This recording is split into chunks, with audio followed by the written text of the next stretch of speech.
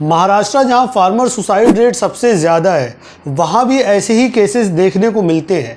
महाराष्ट्र के विदर्भा रीजन के 15,000 गांव में से दभाड़ी गांव पर एक रिसर्च की गई थी। ये वही गांव है जहां मोदी जी ने 2014 में पीएम बनने से पहले किसानों से मिलकर इलेक्शन में उनका समर्थन मांगा था। रीजन में कॉटन की खेती ज़्यादा होती है।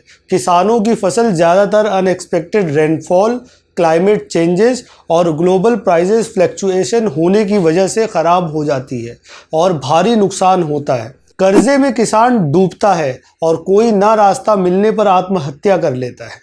वैसे तो महाराष्ट्र में कॉटन का एमएसपी 7,122 पर क्विंटल है, लेकिन सिर्फ गिनती के किसानों को 6500 से ज़्यादा मिलता है और अगर फसल खराब हो जाती है तो समझिए वो भी गया। मोदी गवर्नमेंट ने प्रधानमंत्री फसल बीमा स्कीम लॉन्च तो करी थी, लेकिन इससे किसानों को कितना फ़ायदा हुआ, इस पर सवाल उठ रहे हैं। स्कीम का मकसद था किसानों को जितना लॉस हुआ है उसका मुआवजा देना, ताकि किसानों की इनकम पर कोई असर ना पड़े।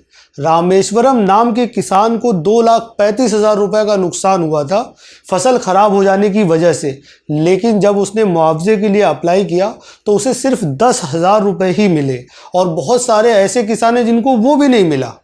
किसानों का कहना है कि 10 साल पहले जो फर्टिलाइज़र 500 रुपये का मिलता था वो अब 1,700 रुपये का मिलता है, उस पर भी जीएसटी देना होता है। सरकार इतना भी मुआवजा नहीं देती कि लागत के पैसे ही निकल जाएं।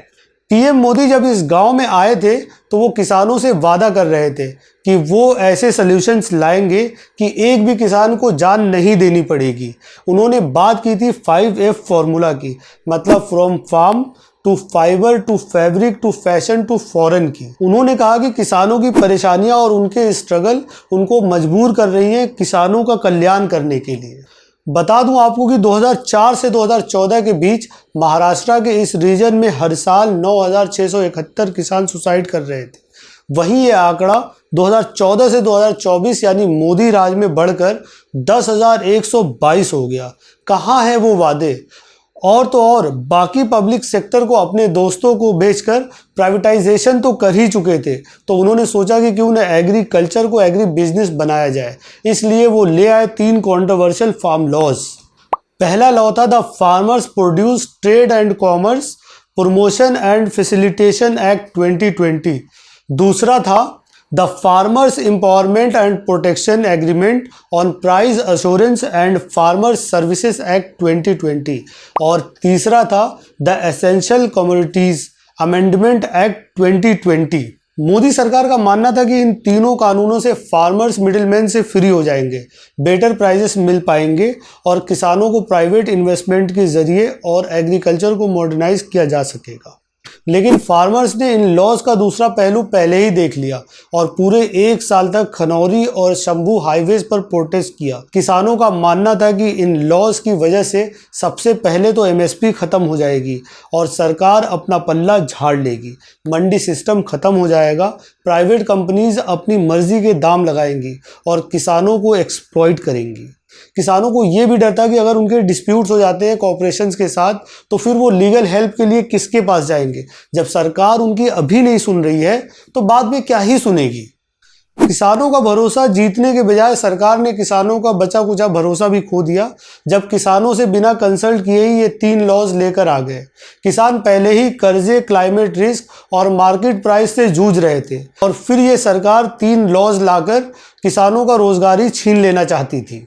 जमकर प्रोटेस्ट करने के बाद और 700 किसानों की मौत के बाद सरकार ने थक हार कर नवंबर 2021 में इन तीनों काले कानूनों को वापस ले लिया। जहां बड़े इंडस्ट्रियलिस्ट के 16,000 करोड़ के लोन माफ़ किए जा रहे हैं, वहीं इस साल के बजट में ना तो किसानों के बारे में सोचा गया और ना उनको लोन वेवर दिया गया। वापस आते हैं ग्रीन रेवोल्यूशन पर। लगभग सभी कमर्शियल क्रॉप्स जैसे cotton, jute, tea, sugar cane को ग्रीन रेवोल्यूशन से कोई फ़ायदा नहीं हुआ क्योंकि इनके सीड्स पर कोई ख़ास रिसर्च नहीं की गई थी। ग्रीन रेवोल्यूशन ने सिर्फ 5 मेजर क्रॉप्स पर ही फोकस किया था, जो था वीट, राइस, ज्वार, बाजरा और मेज़। कमर्शियल क्रॉप्स के साथ इसमें वेजिटेबल्स और ऑयल सीड्स भी शामिल नहीं थे। और इन 5 क्रॉप्स के HYV सीड्स भी पूरे इंडिया में नहीं लगाए गए थे, सिर्फ कुछ ही रीजन्स में लगाए गए थे, जिसकी वजह से रीजनल डिस्पैरिटीज़ भी बढ़ गई। जो एरियाज़ पहले ही एग्रीकल्चर में पीछे थे, जैसे नॉर्थ ईस्ट, उनकी परेशानियां और बढ़ गई क्योंकि वहाँ HYV सीड्स नहीं लगाए गए थे। दोस्तों, मैंने इस वीडियो के शुरू में महाराष्ट्र के कैलाश अर्जुन नागरे की बात की थी, जिन्होंने सुसाइड कर ली थी। कैलाश कई सालों से अपने रीजन के 14 गांव के लिए खादापुर रिजर्वियर से इरिगेशन वाटर की डिमांड कर रहे थे। 10 दिन तक हंगर स्ट्राइक की, लेकिन फिर भी सत्ता वालों ने नहीं सुनी तो उन्होंने अपनी जान ले ली। सुसाइड नोट में उन्होंने ये लिखा कि मेरी बॉडी तब तक ना हटाई जाए जब तक हमारी डिमांड्स पूरी नहीं होती। वापस आऊँ मैं ग्रीन रेवोल्यूशन पर, तो इंडियन एग्रीकल्चर की हालत देखते हुए ऐसा लगता है कि ग्रीन रेवोल्यूशन आया तो था क्योर बनकर, लेकिन अब इंडियन फार्मर्स के लिए ये कर्ज बन गया है। किसानों के लिए अब तक कोई रिफॉर्म्स नहीं आए हैं। रिफॉर्म्स तो छोड़िए, अनहेल्थी लोन वेवर भी नहीं मिला है, ना फेयर MSP मिलता है, और कई क्रॉप्स पर तो MSP है ही नहीं। हाई इंटरेस्ट ऑन लोन और मिडिल मैन के अनफेयर प्राइजेस के बीच किसान पिसता चला जा रहा है। आपकी क्या राय है, मुझे कमेंट सेक्शन में ज़रूर बताइएगा। Thank you for watching. मिलते हैं अगले वीडियो में।